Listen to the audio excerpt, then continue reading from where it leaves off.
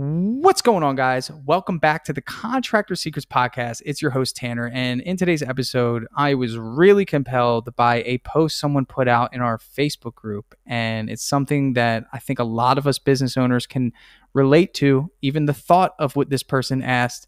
And I really want to help you understand how this question that this person asked can dictate the type of business that you have and the freedom that comes along with it. So I think you're going to like this episode. Starting now. The big question you need to ask yourself every day is, do I own a job or do I own a business? And unfortunately, the majority of contractors out there own a job. That's right, they're a slave to their own business. But the other side of the fence is so much greener, it's so much better, and that's when you're finally fully in control of your destiny, your freedom, your time. And that's what Contractor Secrets is about. It's about taking back our time, building a business with systems, standards, values, procedures, putting yourself in the driver's seat. And that's what it's about. So I'm excited. I'm happy to have you here. Let's dive into the Contractor Secrets podcast. What's going on, guys? Man, it's been a crazy couple weeks. And, I'm so thankful for you guys checking in, asking what's going on. So sad to say that if you've listened to that adversity episode with my grandmother getting diagnosed with cancer, she had passed. And this isn't what the episode is going to be about, but I just kind of want to emphasize again how valuable it is to build your business in a way that allows you to experience life without the stress of having to be everywhere at once. I built a business and empowered individuals to take ownership within my business. And I think, my passion is allowing other business owners to experience that. And the only way to really do that, and I hit on this a lot, and I hit on this because it's so important, is to identify leadership roles in the people that work for you. I put out something the other day. It said, creating leaders is a lot easier than hiring them.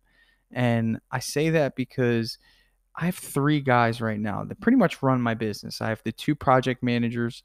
I have Chris, the supervisor, and essentially they've never managed anything before.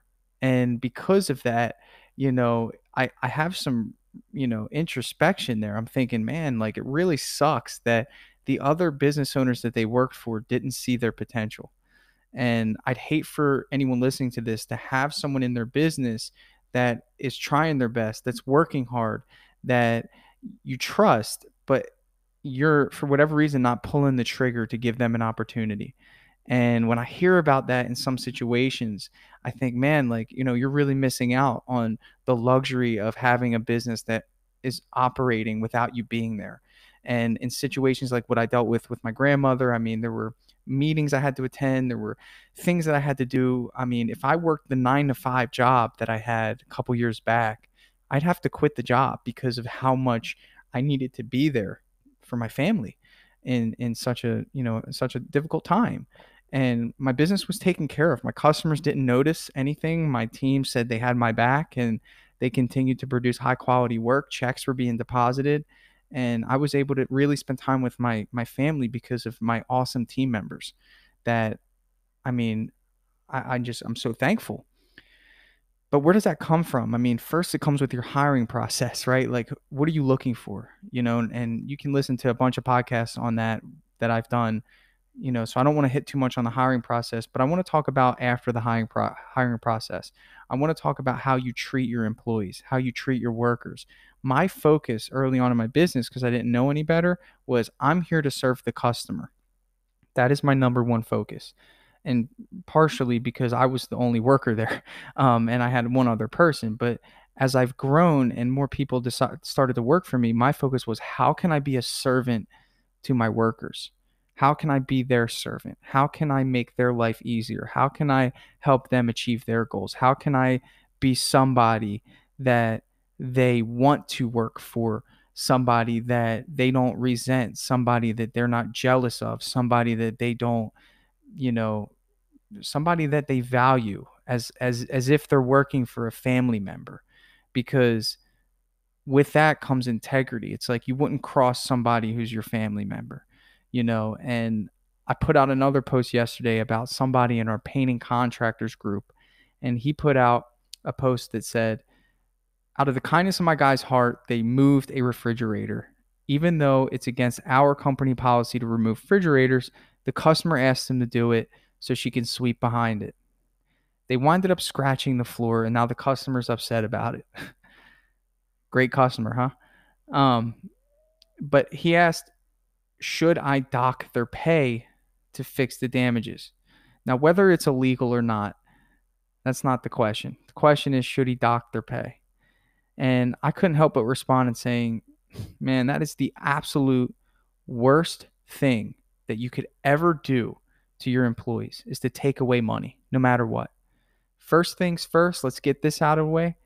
Every single thing that happens on your jobs is your responsibility. Everything. If it happens and there's no procedure in place to ensure that there wasn't a manager there wasn't somebody overseeing a procedure, that's your fault. If it happens and there wasn't any training in place to ensure that that doesn't happen, it was your fault. And even if there was training, and even if there was management to oversee it, guess what? It's your fault. Get used to it. It's your fault. It's your business. It's your fault.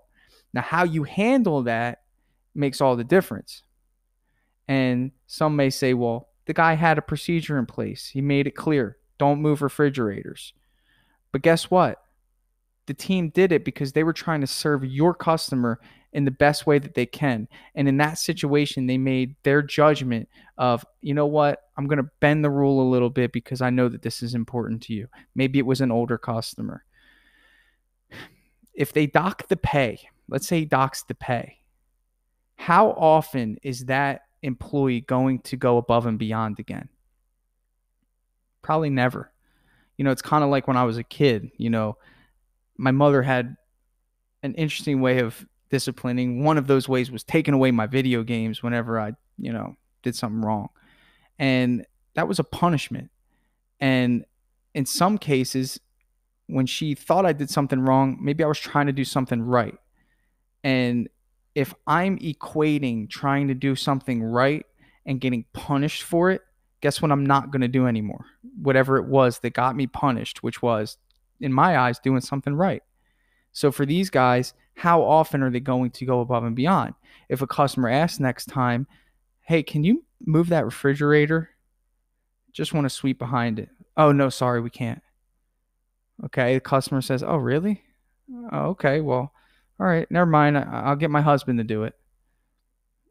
There's a distance now between the customer and your company because that person was docked for doing it for the last person because the business owner didn't understand what that truly did. Okay. First of all, you should have insurance in place, number one, to ensure that if anything really, really bad happened, that would be covered. Number two, if the problem persists, we're no longer dealing with insubordination, we're dealing with character issues. That's somebody who blatantly breaks rules and doesn't care. I'm not saying be a pushover here. I'm not saying get taken advantage of. I'm saying you got to have discernment and you got to say, okay, is this person taking advantage of my kindness? If that's the case, great. Now you know who you need to get rid of. But if it's somebody that constantly tries and does their best job and sometimes bends the rules because he was trying to make your customer happy, with no benefit to him, by the way, you better have his back. Say, hey, man, forget the scratch, dude. I'm grateful that you tried to help her. I understand why you did it, man. Thank you for going above and beyond.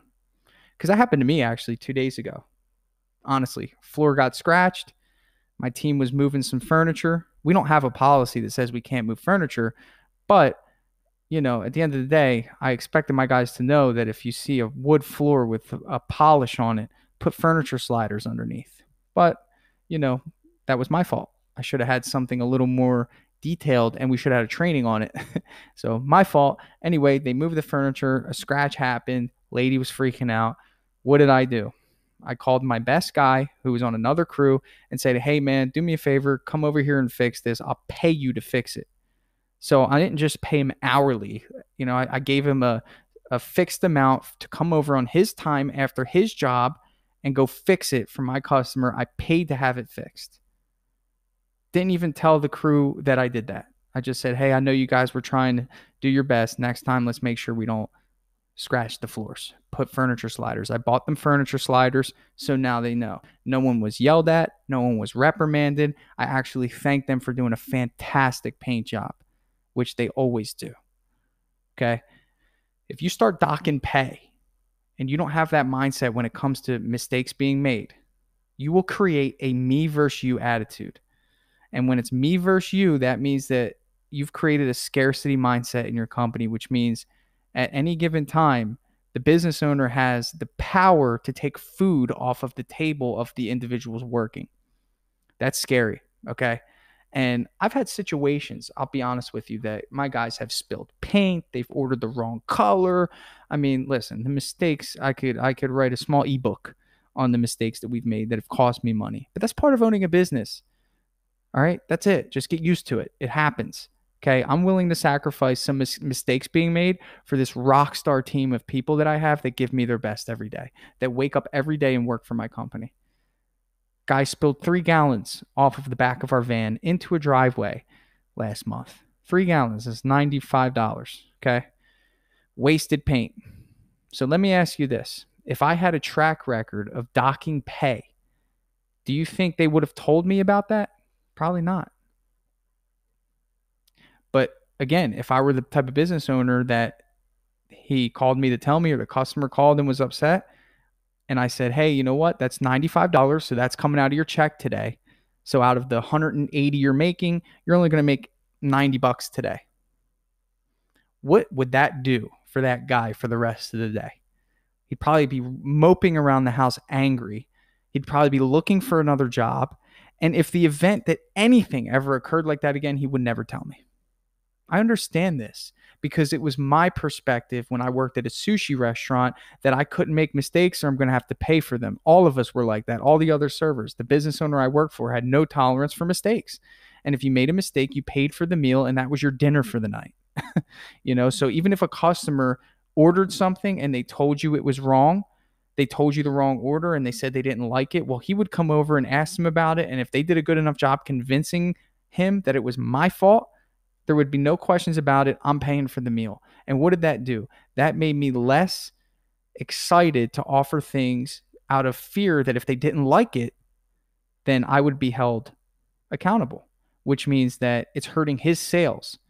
Okay. Because he wanted to do that. So the money he was saving, or he thought he was saving, by docking my pay and having me pay for these meals that weren't my fault, he was actually losing money because I was being less creative and less enthusiastic and less just being not doing what's in the best interest of the customer because I was scared that my money was going to be taken away. Okay. So, ultimately, like I said, there's no reason for it. And maybe I guarantee the majority of you aren't going to be doing this anyway. I just want you to understand that there's 2 types of businesses. There's a me versus you business, and you can easily tell. Like when you're interacting with companies and they have like a 0 tolerance for refunds or a 0 tolerance for like anything, you could tell that the employees are operating out of scarcity.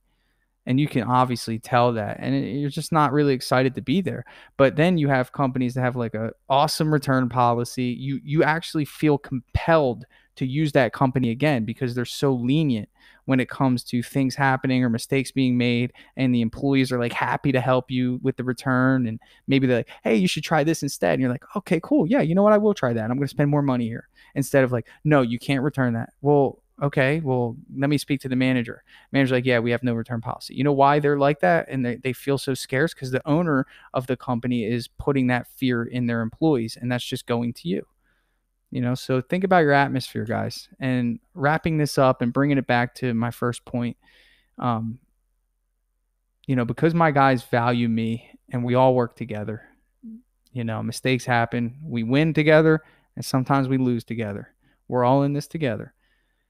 When I'm out during that week, I just had some time to think and just be grateful for my team because I spend 90% of the time making sure that they're good, and that time where I needed them, they made sure that I was good. They texted me, they checked on me, they gave me inspiration. One of my managers shared a Bible verse with me. I was like so thankful for that, and that's the type of atmosphere that I have. Some of you guys ask, like, how do I do it? Like, I'm running a software company, I'm doing podcasts, I'm on Instagram. It's because I got guys that are taking care of my business, because I don't focus on my customers. I focus on them. How can I make their life better? What bonuses can I give them? What raises can I give them? And how can I make their life better? And the creativity that they share with our customers is just, a reflection of that. Read our reviews. I mean, if you really think this mindset is crazy, our customers say it in our reviews, how great the team was and how they made them feel. That's what we're about.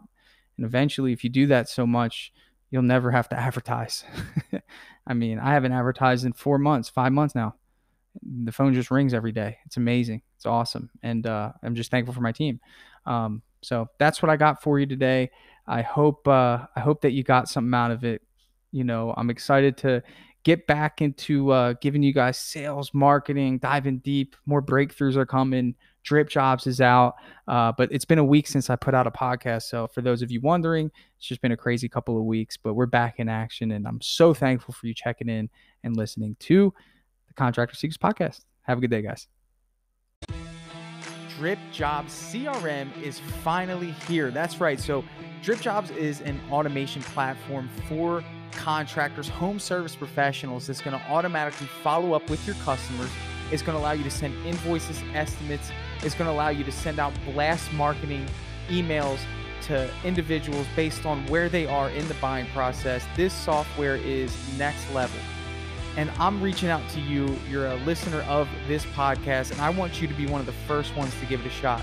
So if you want to see what Dripjobs can do for your business, I'd love for you to head over to dripjobs.com, sign up for a free demo, and get your team involved, and let us sit with you and show you how powerful this software is. It's going to save you time, it's going to make you money, and you're going to love the features that are built into Dripjobs. So if you want to check it out, head over to dripjobs.com.